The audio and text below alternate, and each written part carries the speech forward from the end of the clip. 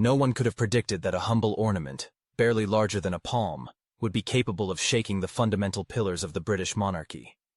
How did a necklace, which for many was merely an elegant family heirloom, manage to transform into a powerful symbol of devotion, betrayal, and a fierce battle for universal recognition? The dramatic climax of the Royal Gala in 2025 unveiled a truth that had previously remained hidden. True power at court is determined not only by official titles or the right to the throne, but by those symbols that ensure the unbroken continuity of the crown from generation to generation. At the epicenter of these events was an exquisite four-strand pearl necklace, once a cherished possession of Queen Elizabeth II. For decades, its value far exceeded a simple decorative function. It served as an unspoken badge of honor, a silent seal confirming belonging and significance within the monarchy's inner circle.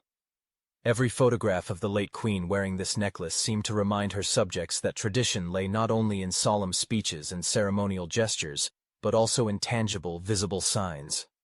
Thus, this necklace evolved into a kind of silent second crown, identifying those who embodied the very heart of the monarchical institution. Camilla, long perceived by many as an outsider, saw in this piece of jewelry something far more than just a pearl necklace. For her, it symbolized her final and irrevocable integration into the centuries-old history of the House of Windsor.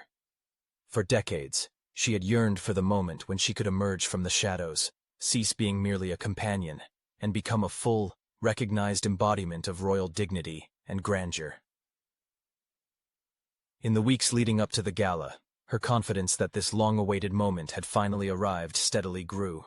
King Charles had assured her that she would be the one to wear the necklace, and in Camilla's eyes, this promise was tantamount to triumph in her decade-long, grueling struggle for recognition and respect. However, the symbolism of this ornament was far deeper than Camilla could have imagined.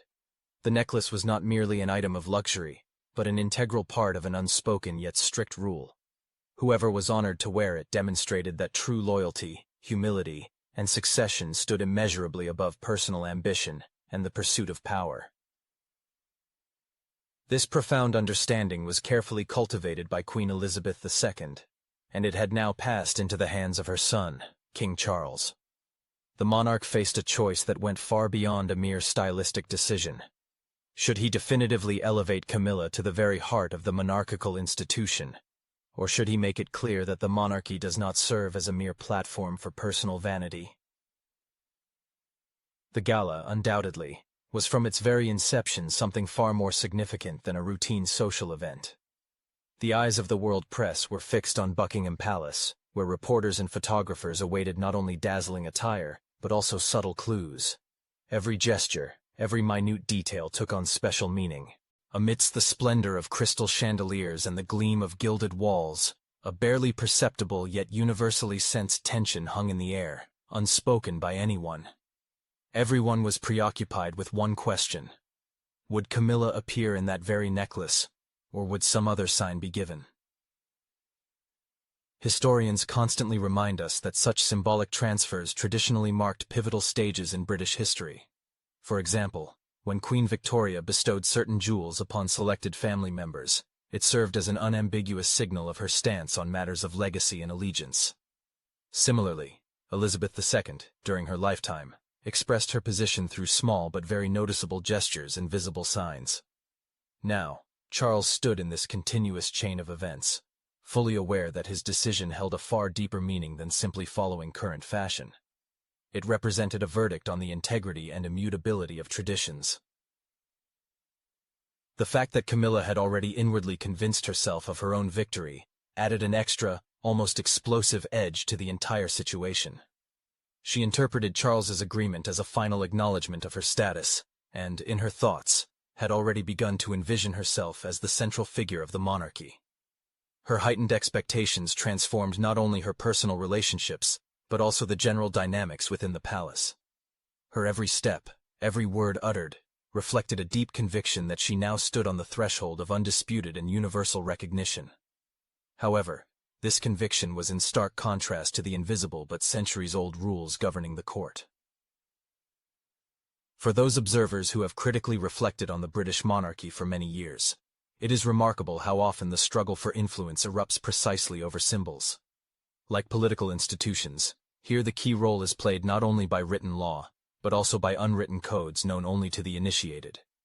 The pearl necklace, undoubtedly, was one such code. Its appropriation reflected not just the decision of one person, but a fundamental definition of what royal power should be in the 21st century. Should it be subservient to the ambitions of individuals, or should it serve the stability of the institution itself? Thus, the solemn gala was overshadowed by this question from the very beginning. Guests took their seats, cameras clicked silently, and while the world admired the glitter and traditions, inside the palace, everything had long been crystal clear. It was not just about celebration. It was about the identity of the monarchy itself. Everyone eagerly awaited the moment when Charles would reveal his decision. In this situation, a much deeper truth emerges, extending far beyond Camilla's personal fate. Modern monarchical institutions constantly face the imperative need to find a delicate balance between centuries-old traditions and the inevitable demands of modernity. They are required to transmit signals that, on the one hand, harmoniously align with a rich historical legacy, and on the other, strengthen the trust of their subjects in the current historical moment. One ill-chosen symbol can cause damage far exceeding the consequences of political miscalculations, as it destroys the very essence of the emotional connection between the people and the crown. It was precisely this colossal risk that now weighed heavily on King Charles's shoulders, embodied in the radiance of each pearl on the necklace. However, a series of questions inadvertently arise. Did Charles have a real alternative? Could he truly have shown Camilla such a significant mark of attention without undermining the fundamental foundations of popular loyalty? Or was it predetermined that this fateful moment would inevitably become a true test for his entire reign? While the general public eagerly anticipated the grand spectacle of the gala concert, behind the tightly closed palace doors, a hidden power play was unfolding, slowly but surely reshaping its customary foundations. Queen Camilla, deeply convinced of the strength of her position at the very heart of the monarchical structure, masterfully used the upcoming necklace ceremony as a convenient pretext for methodically reorganizing internal structures, in full accordance with her own carefully constructed ideas. Such transformations were not accomplished through loud public announcements or official decrees, but through a series of outwardly inconspicuous yet strategically important personnel decisions that subtly but steadily shifted the former balance of power within the palace walls. Initially, this manifested in seemingly minor rearrangements. For instance, a lady-in-waiting who had faithfully served Princess Anne for many years was quietly replaced by a younger and, significantly, personally loyal individual to Camilla. This was soon followed by very noticeable promotions for those who could boast neither impressive experience nor many years of service in the palace, but who demonstrated unwavering personal devotion to the new queen. Behind the scenes of the royal residence, a growing atmosphere of uncertainty became palpable, where staff who had dedicated decades of their lives to serving the crown suddenly realized that their long-standing loyalty and accumulated experience had lost their former significance. From then on, preference was given not to merit, but to personal closeness to the new queen and the ability to quickly adapt to her changing demands. The consequence was a widespread atmosphere of distrust. Conversations instantly ceased the moment a door creaked open. The corridors seemed imbued with an inexplicable coldness and alienation. Even the once well-coordinated and harmonious planning of the gala was permeated with acute tension. This was tragically evident in the fate of Elsie, a modest but deeply respected employee who had dedicated virtually her entire adult life to serving the royal family. Her devotion and impeccable sense of duty were truly legendary. She never sought press attention or participated in palace intrigues, preferring to remain simply reliable and efficient. But it was precisely this unconditional loyalty that proved fatal for her. Without any prior notice, Elsie received news that her services were no longer required on the gala preparation team. The official wording stated that she supposedly lacked innovation. However, within the palace, everyone understood perfectly well that this was merely an unconvincing pretext. In reality, her presence and ingrained principles hindered Camilla's plans for a radical restructuring of the palace in accordance with her personal vision and ambitions.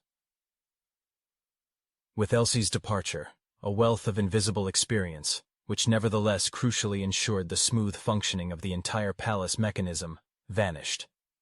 However, Elsie was not one to accept fate. Instead of simply disappearing into oblivion, she took up her pen. Her message to Charles did not thunder with accusations or seethe with indignation. On the contrary, it was infused with striking, almost disarming directness.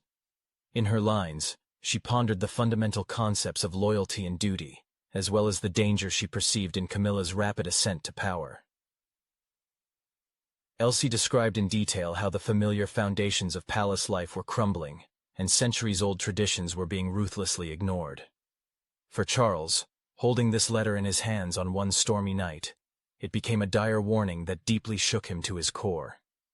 It was at this moment that the true crisis began. Until now, the promise made to Camilla had been perceived as a private arrangement, a personal concession that Charles had made, driven by a complex intertwining of love and obligation. But Elsie's words clearly demonstrated that the issue had long transcended purely personal boundaries.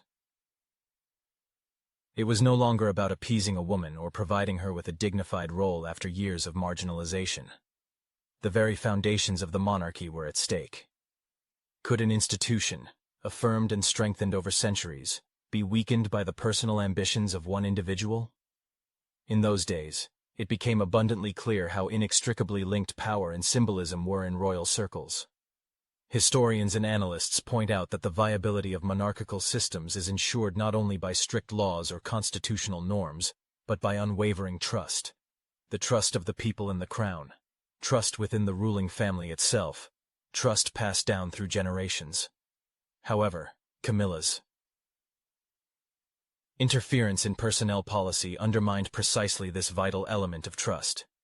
Instead of expected continuity, there was anxiety. Instead of unwavering loyalty, there was fear and uncertainty. These events, of course, did not go unnoticed, although at that time the media remained completely silent. Rumors circulated within the palace like wildfire. Servants whispered behind closed doors. Aides carefully avoided direct questions, and even in the highest circles, it was palpable that the general atmosphere had noticeably darkened. The gala, which was initially intended to embody the splendor and unshakable stability of the monarchy, threatened to turn into a scene of a quiet but fierce power struggle. Charles found himself in an extremely difficult position, caught between a rock and a hard place. On one hand, he was bound by a promise made to Camilla, a promise that was not just a personal gesture, but also an expression of his sincere desire to maintain unity and harmony in their marriage. On the other hand, he held Elsie's letter, a document that insistently, yet silently, emphasized his enormous responsibility to centuries-old traditions and the institution of the monarchy itself. A deep chasm had formed between his personal affections and his unwavering royal duty, a chasm that proved to be far more vast and insurmountable than he had initially been willing to realize. Historians and chroniclers will likely later mark this moment as a fateful crossroads, where Charles had to make a definitive choice, to be a loyal husband, or to strictly adhere to his monarchical role, as satisfying both these aspects simultaneously was simply impossible. The strongest and most pervasive pressure came not so much from Camilla herself, but from the invisible yet powerful expectations of an entire nation, which watched his every gesture, every symbol, and even the slightest deviation from centuries-old traditions with intense scrutiny. It was this that generated the genuine, palpable tension that literally permeated the atmosphere of that evening's gala reception. The main focus of universal attention was not the sparkling jewels, nor the luxurious attire, nor even the presence of the international elite, but one single, all-consuming question. Would Charles keep his promise, or would he choose to remain steadfastly loyal to his mother's majestic legacy? The answer to this question was destined, not only to solidify Camilla's position, but also to shape a new image of the British monarchy in the eyes of the global community. However, how far can an individual advance within such an ancient and established institution, striving to assert their own power and influence? Can sacrificing decades of unwavering loyalty be justified for the mere strengthening of personal influence? Or, on the contrary, will such a path prove to be the most certain recipe for the irrevocable and ultimate destruction of centuries of trust in the crown? That evening, as the grand gala ball took place at Buckingham Palace, it was from the outset a mesmerizing spectacle, imbued with both the dazzling brilliance of power and a subtle yet pervasive unspoken tension. While countless crystal chandeliers sparkled blindingly, scattering reflections throughout the space, and the precious gowns of the guests, like a living sea of colors, filled the majestic ballroom. A heavy silence hung over all this opulence, completely out of harmony with the prevailing magnificence. Everyone present instinctively sensed that behind these gilded facades, a serious drama was brewing, whose scale was destined to extend far beyond a typical festive event. The very air carried the atmosphere of an imminent trial, and all eyes were fixed without exception on Charles, who, as everyone understood, was capable of influencing the very fate of the centuries-old monarchy with a single gesture just minutes away. The very necklace, around which all expectations and anticipation were focused, was carefully kept inside a modest but majestic casket. Numerous rumors, which had been actively circulating in the most influential London circles for several weeks, unequivocally indicated that it was this evening that Camilla was finally to achieve her cherished goal. She herself seemed to make no secret of her premonitions. Her confident posture, open and calm smile, and demonstrative self-possession, all clearly indicated that she already rightfully considered this moment her triumph. For her, it was not just another precious piece of jewelry, but undeniable definitive proof that she had achieved the coveted status of a true queen. However, in the hall, among most of the guests, a completely different expectation hung in the air. It was more an unease, born of uncertainty, a premonition that behind all this ostentatious brilliance lay a deep, threatening crack. The most experienced and senior members of the court involuntarily recalled similar fateful moments in the monarchy's centuries-old history, when one seemingly insignificant gesture or decision by the monarch could send a clear and unambiguous signal. Would Charles follow the call of his heart and personal love? Or would he choose to remain faithful to unshakable traditions? This question, like an invisible but incredibly heavy burden, hung in the tense air. The fateful moment arrived, and Charles slowly rose, carefully taking the antique casket in his hands. A barely audible whisper rippled through the rows of guests as his gaze slowly swept across the spacious hall. For a brief moment, absolute silence reigned, broken only by the soft crackle of candles, creating an intimate atmosphere. In this solemn instant, the whole world seemed to hold its breath, awaiting a gesture destined to enter the annals of history. And then, something completely unexpected happened. Instead of approaching Camilla, Charles turned towards Anne. Without a word, without pre-prepared speeches, he handed the precious necklace to his sister. This decision, simple in its essence, nevertheless created a strikingly powerful impression. In a fraction of a second, the universal tense anticipation turned into profound shock. Camilla's face visibly paled, and an almost indescribable silence, filled with unspoken emotions, descended upon the hall. For Camilla, this was a public, humiliating betrayal. All the weeks, even decades, of hopes, persistent struggle, and agonizing anticipation crumbled into dust at this fateful moment. Her reaction was immediate.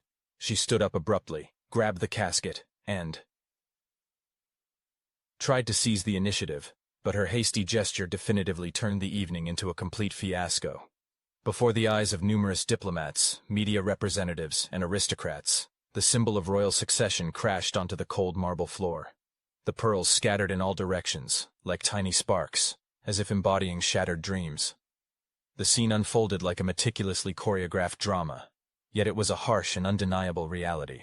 Everyone in the room instantly understood that this was no longer about mere jewels or personal vanity.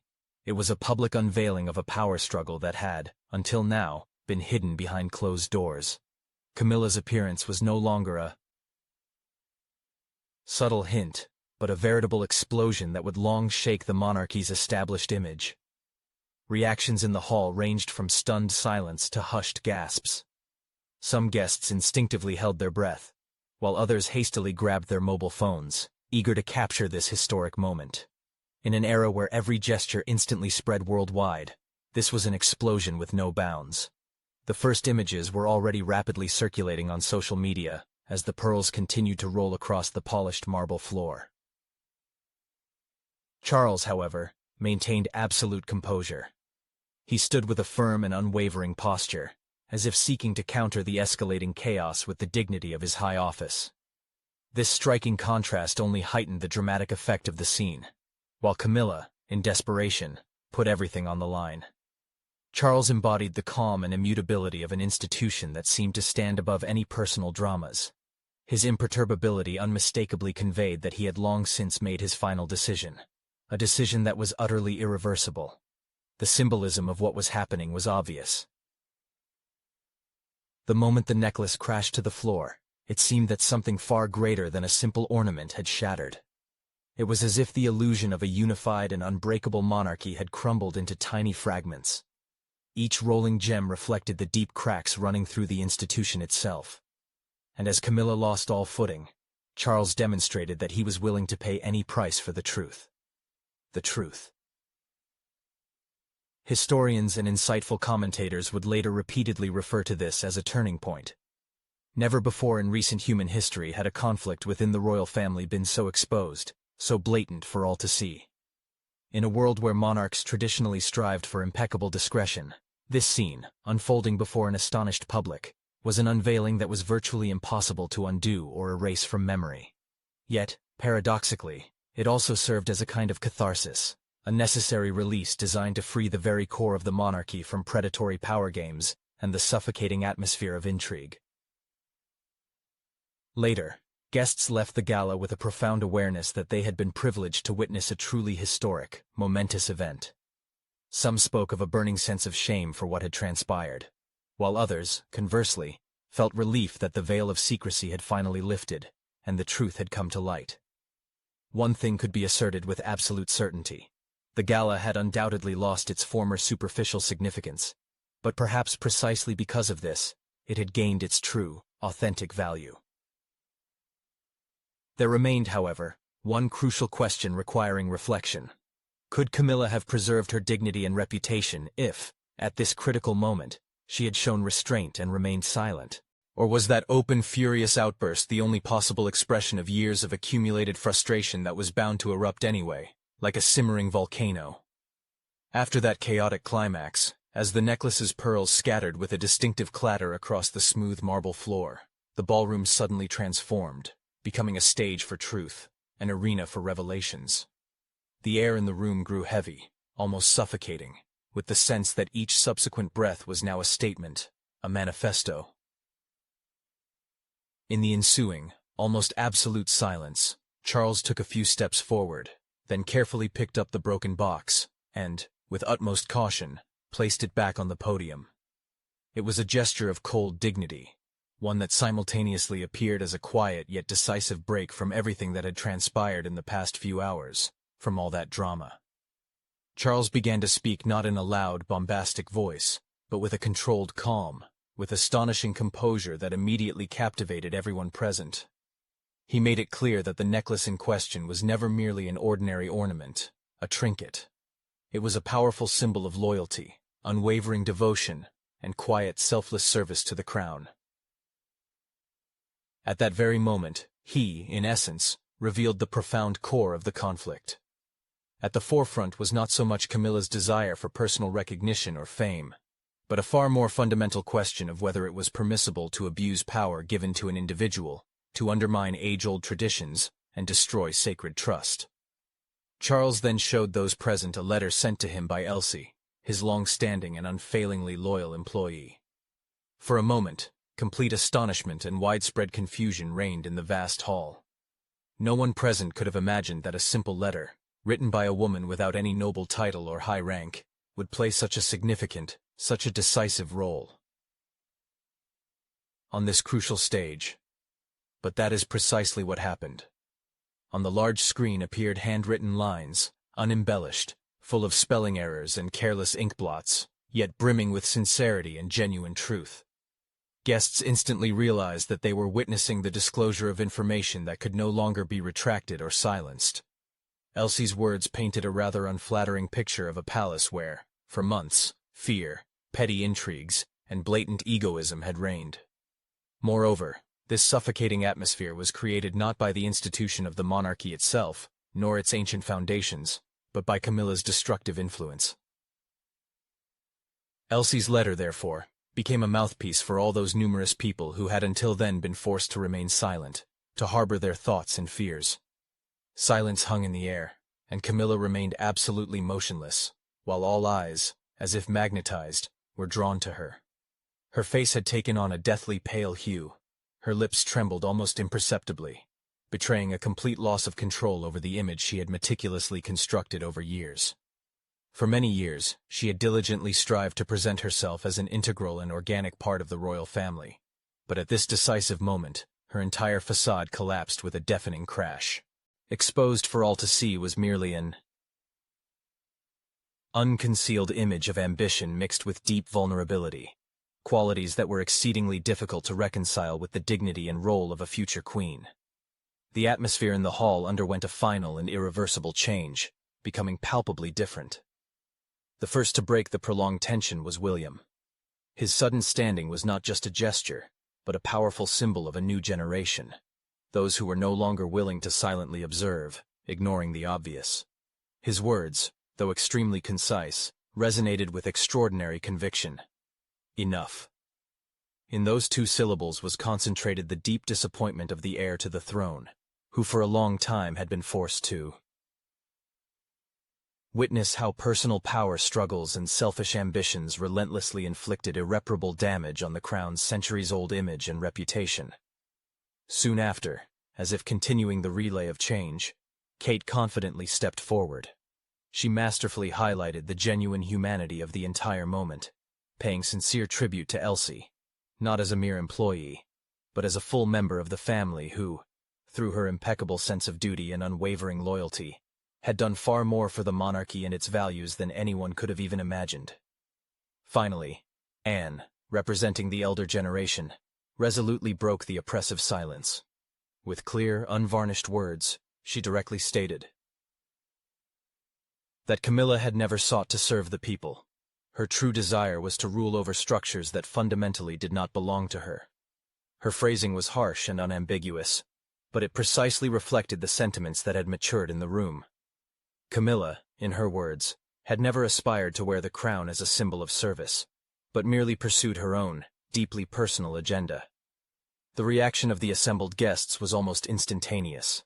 First, there were isolated, hesitant claps, then they rapidly swelled into a rising wave of applause until the entire hall vibrated. These were not the usual courtly applause dictated by etiquette and protocol, but spontaneous, unfiltered approval. Coming from the heart. People were celebrating not another staged event or ceremony, but the triumph of truth, which had finally broken through the veil of conventions. For the first time in a long while, it seemed that the monarchy's purification was happening not behind closed palace doors, but in full public view. At this culminating moment, Charles stood in the spotlight not only as the reigning monarch, but also as a crucial mediator between a past laden with traditions and a future full of hope. He displayed extraordinary courage by breaking the universal silence and making the behind-the-scenes power games completely transparent. His words were not an attempt at defense or justification. Rather, they became a profound re-evaluation of the original values that the crown was meant to embody. He emphatically stressed that true loyalty must never be confused with blind, thoughtless obedience, and that promises made, if dishonestly abused, inevitably lose their meaning and significance. The scene erupted like a cleansing storm, sweeping everything in its path. The entire burden of tension, accumulated over months, burst forth in a single moment of crystal clarity. It was a turning point when not only Camilla's persona came under intense scrutiny and exposure, but the monarchy itself, as if in a mirror, saw its own. Reflection. The question of the institution's viability, when personal ambitions and vanity begin to dominate its fundamental rules, transformed from purely theoretical into a tangible, undeniable reality. When the final words were spoken and the applause gradually subsided, a new, irreversible reality settled in. Camilla sat motionless, her gaze empty, words caught in her throat. It was evident that the family had turned against her. The assembled guests, through their silence and reaction, confirmed this stance, and Charles, through his actions, essentially redefined the very essence of the symbol of power. For Camilla, this meant not only the loss of a precious relic, but the complete collapse of her meticulously constructed plan to become an undisputed queen at the heart of the monarchical system. A legitimate question arose. Was such a public rupture absolutely necessary for the preservation of the institution, or could a more delicate, hidden solution have achieved the same result without inflicting such palpable damage on the monarchy's image? Be that as it may, after that solemn gala, Camilla's life changed with incredible speed, surpassing all her wildest or, conversely, her worst expectations. The very incident that evening became an international scandal and made headlines worldwide, and over the following week, it turned into a quiet but inexorable isolation. Without any official statements, without harsh words or open stripping of powers, a process began that step by step pushed Camilla to the periphery. Formally, she remained part of the royal family, but in essence, she became merely a secondary figure, deprived of voice, influence, and any notable resonance. Her relocation to Wiltshire was initially perceived as an ordinary, harmless move. The estate provided to her was truly magnificent. Expansive, well-kept gardens, tall ancient walls adorned with exquisite works of art. However, all this external splendor and luxury could not fill the inner void that had formed within her. Where once there was lively bustle and courtly activity, now reigned a crushing, oppressive silence. The advisors, ladies-in-waiting, and the usual throng of servants who surrounded her disappeared. Only a cook, a driver, and a few assistants remained. Camilla's daily life was steadily characterized by reduction and curtailment. A life that outwardly seemed comfortable and secure, in reality, proved to be meager and spiritually desolate. Every morning, Camilla immersed herself in reading the newspapers, where names once so close to her own flickered across the pages. Articles enthusiastically recounted William's deeds in Africa, which elicited universal admiration. Kate, tirelessly expanding the horizons of her work in mental health, and Anne, celebrated at prestigious international conferences, emphasizing her significance. However, her own name, once invariably present in social chronicles, had now vanished without a trace. Not a single mention in the columns about high society events, no official reports of her appearances or charitable projects. It seemed she had dissolved into thin air, erased from the collective public memory, as if she had never existed. It was in this silence that the true, merciless cruelty of her situation lay. If she had been formally stripped of her title, it might have sparked a wave of indignation or even public sympathy. But this profound, all-encompassing silence turned into a slow, agonizing fading of her identity. Her former social companions, with whom she once shared high society events, vanished from her life without a trace. Phone calls went unanswered, and her mailbox remained empty, bringing no desired invitations. People who once sought her proximity, seeing her as a key to influence and power, distanced themselves as soon as it became clear that Camilla could no longer offer them anything valuable. Loyalty in the monarchy's orbit proved incredibly fragile and superficial, and now that Camilla had lost her influence, she found herself completely isolated, without a single supporter. Even long-standing acquaintances, with whom she had shared many years, avoided her not out of hatred or malice, but out of cold, indifferent apathy, which was, perhaps, even more unbearable. In this oppressive isolation, Camilla desperately sought some anchor, something to help her stay afloat. She began writing letters, but not to Charles or members of the royal family, but to herself. Pages filled with justifications, attempts to reframe the past, to present it in a completely different light. Again and again, the same phrases appeared on paper, like incantations. She only wanted respect. She only needed a sign of recognition once in her life. However, the more she wrote, the clearer it became that these justifications brought no relief, led to no resolution. The paper remained silent, and the ink dried, bringing neither comfort nor hope. The nights were especially unbearable when the world plunged into darkness. As rain drummed against the window panes, like hundreds of tiny fingers, and flashes of lightning momentarily illuminated the dark landscape, she sat utterly alone in the drawing room. During these hours, She sifted through old photographs, recalling long-past moments. The wedding ceremony, the grand move to the palace, the coronation, during which she always stood a step behind Charles, like a shadow. She had always cherished the hope that one day she would be recognized as an equal queen, standing beside him, side by side. But now that dream had shattered, like a precious pearl falling onto a marble floor, irrevocably and definitively, leaving behind only fragments of unfulfilled hopes. Meanwhile, the public had long since moved on to new topics of discussion.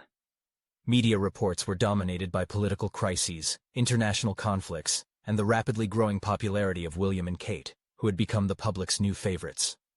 Memories of Camilla's sudden disappearance quickly faded, erased from people's minds. She had become a footnote, yesterday's scandal, irrelevant. But it was precisely this circumstance that made her situation even more bitter and hopeless. Her fate was accompanied not by outrage or rebellion, but by an icy indifference, which was far more terrifying than any open hostility. To the world, she no longer existed, and to the monarchy, it turned out, she had never truly been a full part of it. Charles, for his part, maintained absolute silence. There were no calls, no letters, not even the slightest sign. Camilla once attempted to contact him by phone, but the device only emitted endless rings until the connection finally broke. This profound silence represented more than just geographical distance. It was an unequivocal message, not an open break in relations, but a deliberate ignoring, which for her meant a complete and final end. She was not directly exiled, but she became absolutely invisible. And it was in this that the most devastating blow lay. During the weeks spent in oppressive solitude, Camilla began to ask herself questions she had never before allowed herself to formulate. Had she been too absorbed by the external symbols of power? Had she confused loyalty with unquestioning obedience? Was her persistent quest for recognition, from the very beginning, a hopeless game in which she was doomed to fail? In these quiet, contemplative moments, she realized that she had perceived the crown not as a burden of service to the people, but as a kind of stage designed to satisfy her own insatiable need for approval and prestige. Thus, her life at the Wiltshire estate transformed into a unique living exile. It was not a prison surrounded by walls, but rather a dungeon built of all-consuming silence. The rooms echoed with emptiness, the gardens plunged into stillness, and the hours stretched endlessly. The woman who sincerely believed she had finally reached her cherished goal became a figure who, at best, would be mentioned in historical chronicles as a cautionary tale. But was it truly the silence that broke her, or the bitter realization that she had never been the person she thought she was? The months following Camilla's departure marked a period of profound restructuring for the monarchy, during which the institution, despite or perhaps precisely because of the recent scandal, remarkably found new stability. The gala, initially conceived as an ordinary social event, transformed into a kind of trial that redefined the crown's internal structure and values. While Camilla receded into voluntary obscurity at her secluded Wiltshire estate, public opinion regarding the rest of the royal family significantly improved. Charles appeared before the public with renewed, unquestionable authority. His conduct during the escalating conflict, a calm adherence to principles and an unwavering emphasis on loyalty and service, was interpreted as compelling evidence of his ability to guide the monarchy through its most challenging times. Commentators in both British and international media highly praised his courageous decision to reveal the truth, even if it was painful and uncomfortable. In an era when trust in governmental and public institutions was waning in many countries, this step appeared as an outstanding act of moral clarity and integrity. As events unfolded, Kate and William became significantly more prominent public figures. Their demeanor during the recent gala unequivocally presented them as convincing and reliable representatives of a renewed monarchy, demonstrating a willingness to prioritize values such as openness and genuine humanity. Kate, in particular, was increasingly seen as the embodiment of a new, more accessible and open style. Her initiatives, focused on supporting mental health and social responsibility, garnered additional public attention as they provided a stark contrast to the palace intrigues revealed during the unfolding scandal. Anne, whose unwavering stance had been well known for decades, was now deservedly lauded as a true pillar and an undisputed moral authority. Her judicious intervention during the period of revelations, her clear and concise speech, and her constant references to the true meaning of the crown lent her a new, significant status. She embodied the ideal of a monarch who does not seek to be the center of attention, but places service to her people far above personal prestige. At a time when roles within the monarchy were undergoing significant re-evaluation, she stood as a living reminder of the enduring strength of tradition. Meanwhile, Camilla's name finally faded into silence. The monarchy deliberately avoided any official statements on the matter. There were no reports of her departure, no comments, no justifications. It was this all-encompassing silence that gave the event its final, irreversible character. Camilla was not officially condemned, but she effectively ceased to exist as part of the public narrative. Her absence went unremarked, and it was this that rendered her invisible to the wider public. Society, to the surprise of many, accepted this development with surprising swiftness. Social media, which had amplified the scandal with millions of clicks and shares on the night of the gala, soon shifted to new, more pressing topics. International conflicts, fierce domestic political debates, and urgent economic issues eclipsed the memory of the scandal's eruption. For the people, it no longer mattered what Camilla had lost. Far more important was that the monarchy was now in the hands of those they considered more trustworthy and respectable. In the long run, the scandal, paradoxically, had a stabilizing effect on the institution of the monarchy. Instead of weakening its foundations, it reinforced the understanding that honesty and integrity must stand far above personal ambitions. Historians saw this as a vivid example of the monarchy's remarkable resilience in a world where many political systems are constantly subjected to significant pressure and trials. The crown demonstrated its ability to endure even the most acute internal crises. Nevertheless, the situation remained highly ambiguous. Despite the apparent consolidation of the monarchical institution, a serious question inevitably arose as to how firmly this newfound balance rested on a foundation of deliberate omission and systematic suppression. Camilla's complete disappearance from public discourse was perceived as a deliberate act of control, which, while raising legitimate doubts about the true transparency of events, nevertheless led to the desired stability. But was this genuine honesty when an undesirable figure was not merely omitted publicly, but effectively erased from collective memory and historical narrative? Or did it represent merely a different, perhaps more sophisticated and subtle form of exerting power, which, despite its inconspicuousness, proved equally comprehensive and decisive? The future of monarchical rule, without a doubt, will directly depend on whether this ancient institution demonstrates a willingness for open and honest discussion of such, at times quite painful questions. The scandal that erupted around the necklace served as a very serious and alarming warning that immoderate personal ambitions can pose a colossal danger, capable of undermining the foundations of even the most stable systems. At the same time, this incident became a severe test for the centuries-old institution, which faced the strongest temptation to simply smooth over the sharp edges and completely suppress the conflict. However, one thing remained absolutely clear. The crown managed to emerge significantly strengthened from this dramatic situation, while Camilla was reduced to merely a pale shadow of her former self.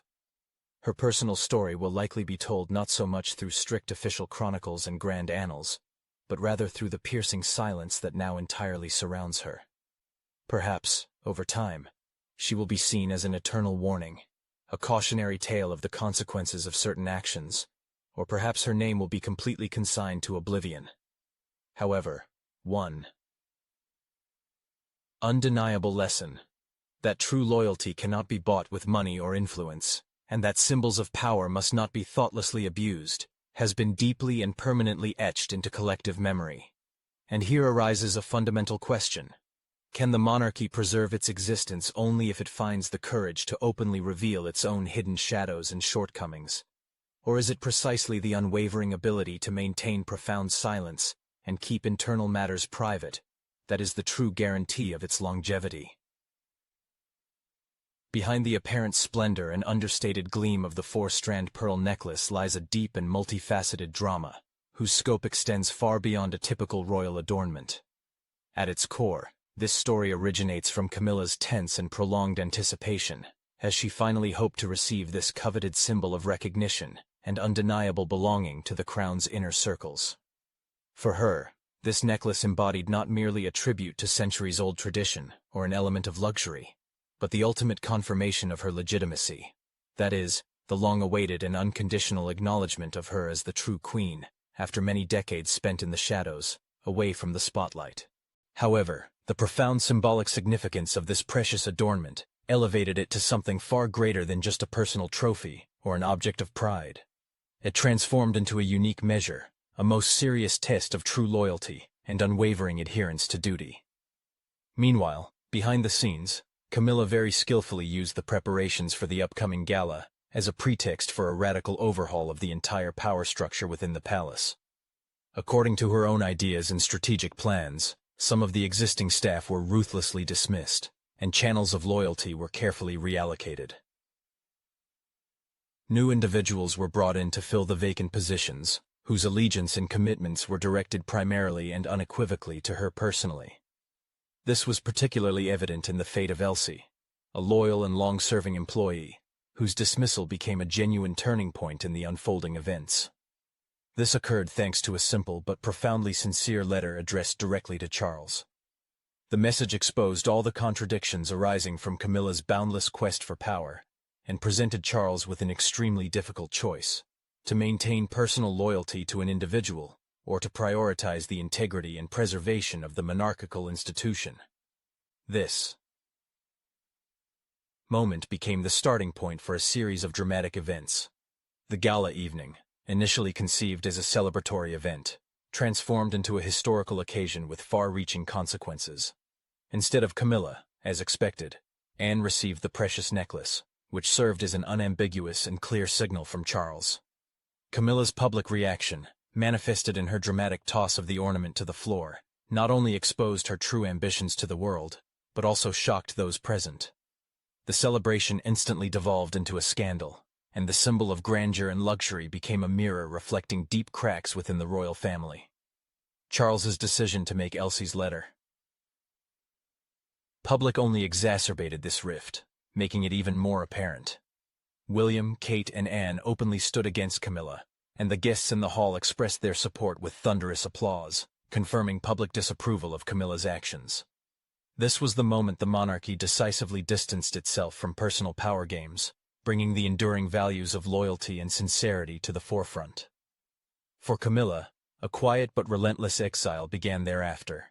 Though not officially stripped of her title, she nevertheless lost her voice, public recognition, and any public role. Her existence faded into obscurity, becoming background, barely noticeable. Her isolation in Wiltshire, the loss of former friends, and the daily confrontation with universal silence vividly demonstrated that her end was sealed not by any official act or decree, but rather by systematic oblivion from everyone around her. However, the monarchy, having gone through this crisis, emerged significantly strengthened. Charles managed to gain authority, confirming his resolve and ability to govern during difficult times. William and Kate came to be perceived as modern and promising faces of the crown, embodying the future of the institution. Anne, in turn, reaffirmed her role as a moral authority, a person capable of principled actions. This scandal acted as a purifying turning point which, despite all its painfulness, led to positive changes. After it, the institution appeared more cohesive and trustworthy in the eyes of the public. At the same time, a crucial question remains open. Can the stability achieved through the deliberate ignoring and elimination of inconvenient figures from the public sphere truly be sustained in the long term? Thus, this story clearly demonstrates two important things: the high price of personal ambitions that can lead to downfall, and the remarkable resilience of an institution that maintains its strength by masterfully leveraging symbols and traditions rooted deep in centuries past. A highly pertinent question remains. Will the monarchy draw long-term lessons from this dramatic episode to avoid similar mistakes in the future? Or will conflicts fueled by personal ambition and power struggles repeat themselves again and again? Only one thing is clear. Camilla's image remains a cautionary example for all, a symbol of how quickly a dream of power, once seemingly so close and tangible, can vanish into the silence of history, dissolving into oblivion. Can an institution founded on centuries-old traditions and strict rituals truly resolve its internal conflicts transparently and openly? Or will it continue to draw its strength from silence, unspoken nuances, and oblivion, concealing the true state of affairs? What role does the public play in this, and how deeply can it peer into the very heart of the monarchy to understand its true mechanisms and processes? These questions remain without a definitive answer.